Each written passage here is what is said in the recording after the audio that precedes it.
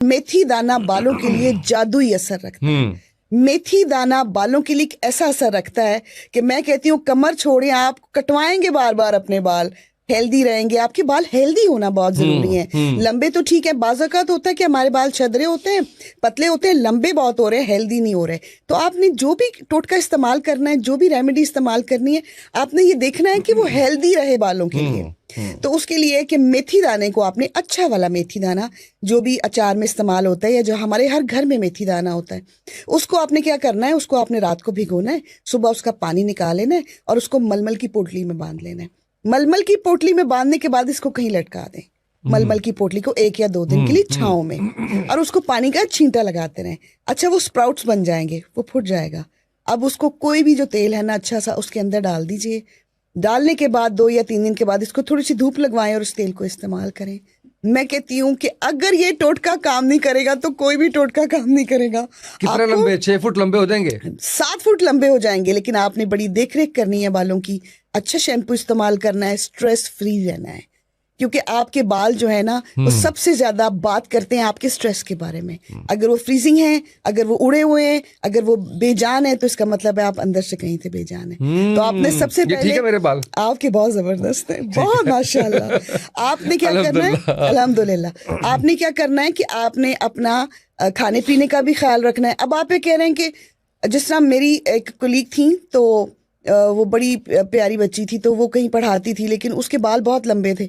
मैं हैरान हो गई, उसके बाल इस कदर उतर रहे थे कि मुझे भी दुख हो रहा था कि इतने लंबे, को 5-6 फुट के तो बाल होंगे, और वो इतना उतर रहे थे कि उसको, उससे ज्यादा मुझे टेंशन हो रही थी कि अगर मैं इसको क्योर नहीं कर सकी तो फिर मैं क्या कर सकी हूँ। तो मैंने उसके लिए ये बनाया था, उसको बाकायदा भेजा था, उसने बहुत ढेर सारी दवाएं दी। उसने कहा मेरा कुछ सिस्टम इस तरह का, लेकिन मैंने नोट किया कि वो अपने खाने में बिल्कुल भी ऑयल नहीं यूज़ करती थी, वो बिल्कुल बचती थी इन चीज़ों से। अगर मक्खन और घी देख लिया तो भाग गए, अच्छा खाना देख लिया तो भाग गए। नहीं, आपका गुड फूड बताएगा कि आपके बाल किस तरह के हैं। और सिर्फ ये मत देखें कि स्किनी है तो इसके बाल जो है वो बहुत अच्छे हैं, तो उनकी जो नरिशमेंट है वो पूरी है बालों की। तो बाल जो है ना वो पूरी एक दुनिया है।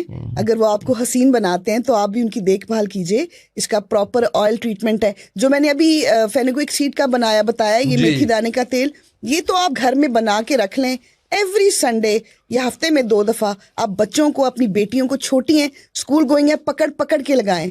वो आपको एक वक्त आएगा बहुत दुआ देंगी, और जहाँ बैठेंगे कहेंगी ये जी जितनी देखभाल है ये हमारी माँ ने की है। तो माएँ भी अब इंस्टेंट ना बने, इंस्टेंट मदर्स तो हैं, तो आप इन चीजों की तरफ आएं, बच्चों को नेचर से प्यार होने दें। बिल्कुल सही है। अब ये बताएं, जब आप कहती हैं कि आप उसके बाद अच्छे शैम्पू से धो लीजिए, तो अच्छा शैम्पू तो नहीं मिलता, तो अच्छा शैम्पू बनाने का तरीका ही बता दीजिए। ठीक है, मैं आपको बहुत अच्छा शैम्पू बनाने का तरीका बताती हूँ, जो कि आपके बालों के लिए तो खैर जादू होगा ही होगा, लेकिन आपको पता है हमारे बालों में भी पोज होते हैं, तो आपकी बॉडी के लिए भी बड़ा कंफर्टेबल होगा। अच्छा, आंवला, रीठा और सिकाकाई, हमारी नानियां, दादियां इन्हीं से सर्द होती थी, और आज भी हम बीट नहीं कर सकते उनके बालों को। इतने खूबसूरत, इतने अच्छे, अगर वेवी हैं तो उनके आज भी वेव खत्म नहीं हुए, अगर स्ट्रेट हैं तो आज भी मजबूत हैं। मेरी मदर के माशाल्लाह इतने खूबसूरत बाल हैं, इतने माशाल्लाह खूबसूरत बाल हैं कि अगर मैं आपको कभी बताऊं आप हैरान हो जाएं, कितने लंबे, कितने खूबसूरत, कितने हसीन। अच्छा, हम भी उनसे कहा करते थे कि आप जो यूज करती हैं वो हमें भी बताएं। आंवला, रीठा, सिकाकाई, और इसको बूस्ट करने के लिए एलोवेरा जेल।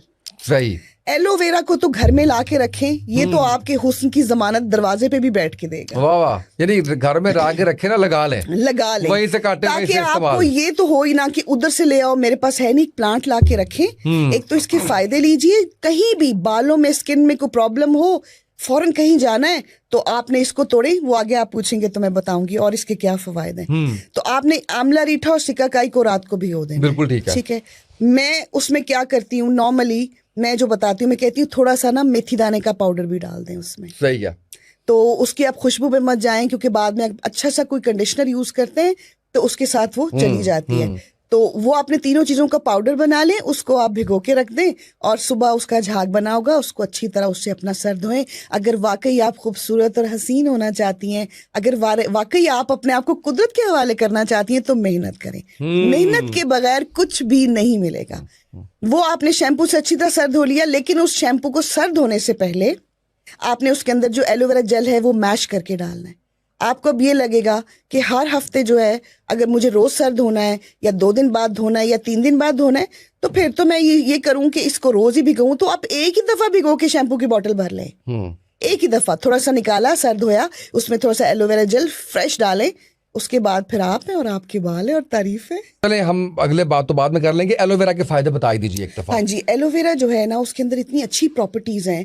فار ایگزامپل کہ اگر آپ ٹین ہو گئے ہیں اور دھوپ میں بہت زیادہ پھریں, جو کہ اب ہوگا, ایلو ویرا کی ایک آپ نے کاش لینی ہے, اوپر سکن لگی رہنے دیں, ایک طرف سے اتار دیں, اس کو تھوڑا سا اپنے ناخن کے ساتھ اس کو تھوڑا سا, جس کو پچنا کہتے ہیں, آپ اس کو تھوڑا سا یوں کر کے تو اس کے اندر ایک قطرہ لیمن کا ڈال دیں یا تھوڑی سی چینی ڈال دیں اس کے اوپر, اور اس کو اپنے ہاتھوں پہ اور اپنی سکن کے اوپر جینٹلی آپ رب کریں.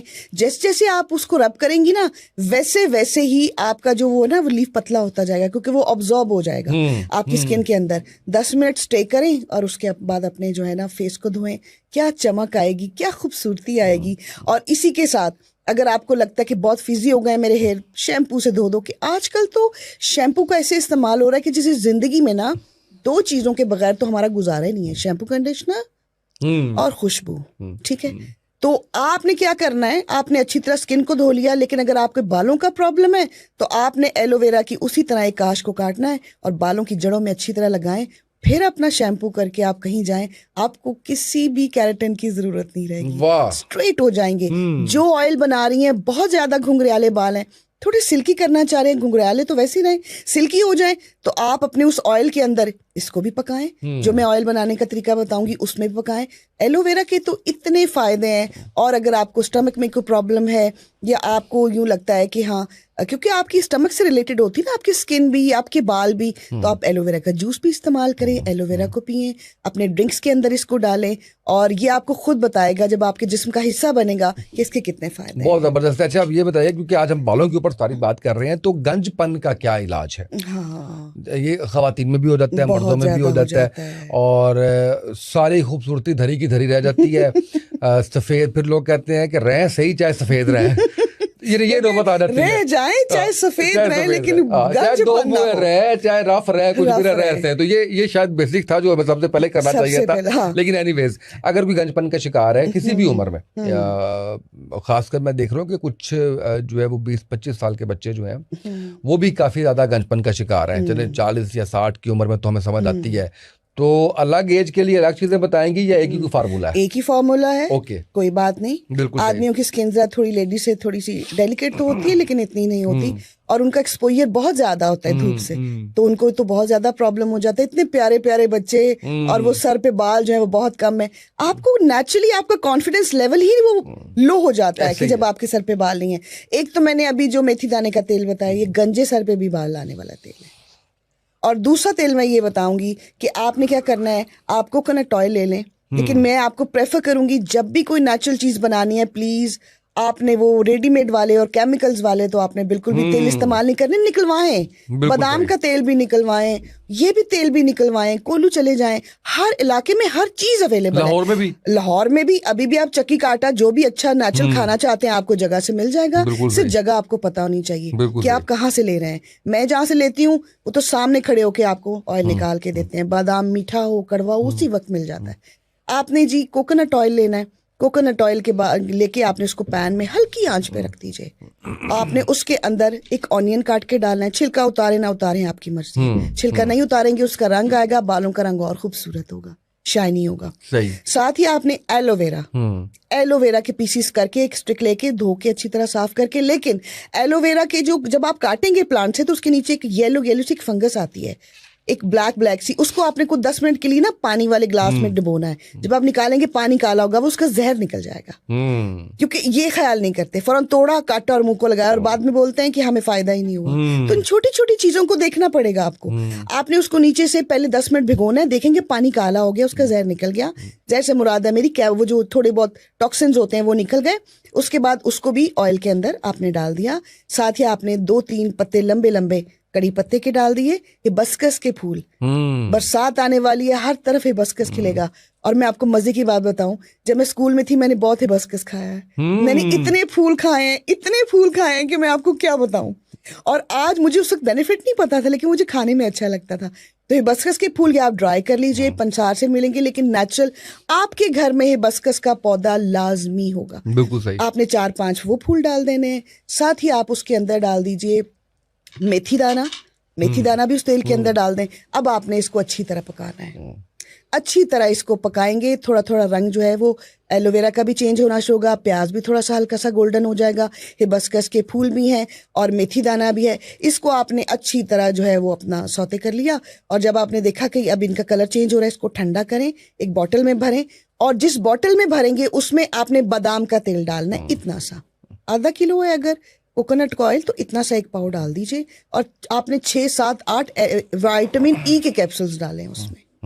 اب یہ آپ کا آئل بالکل ریڈی ہے.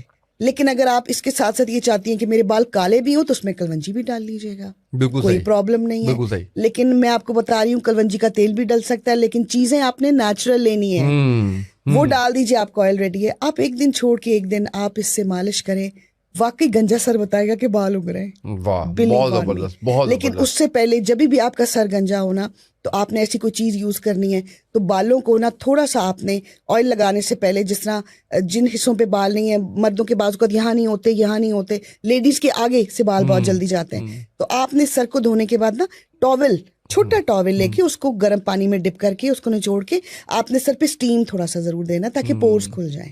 جب پورز کھل جائیں گے تو آپ نے تیل کو اپلائی کرنا ہے, اور اس کے بعد اوور نائٹ کے لیے چھوڑ دیں, اور اپنے لیے ٹائم نکالیں. خوبصورتی سے بڑھ کے تو کچھ بھی نہیں ہوتا. بالکل ایسے, اس پہ تو کوئی شک نہیں ہے. یہ ویسے آپ نے بڑا اچھا بتایا ہے کہ یہ خوبصورت لگنا ہے اگر تو اپنے آپ پہ ٹائم تو دینا پڑے گا.